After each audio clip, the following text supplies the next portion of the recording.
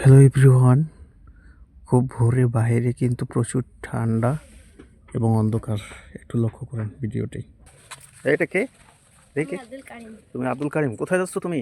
আমি নাচ করতে যাই ফজরে। ফজরের নামাজ পড়তে যাও? তোমার কোন কোন ক্লাসে পড়ো? 2 ক্লাস। ক্লাস টুতে পড়ো?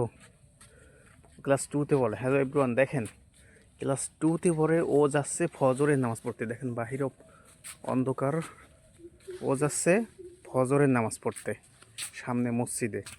কিন্তু হাজারো যুবক আছে ওর বয়সের অনেক বড় বড়, তারা অনেকে ঘুমাইতেছে। দেখেন এইদিকে বাইরে লাইটের আলো দেখা যাচ্ছে, সামনে মসজিদ। সে যাচ্ছে অন্ধকার রাত্রে একা একা নামাজ পড়তে, ফজরের নামাজ। ক্লাস টুতে পড়ে ও যাচ্ছে, ক্লাস টুতে পড়ে একটা বাচ্চা, সে ফজরের নামাজ পড়তে যায়।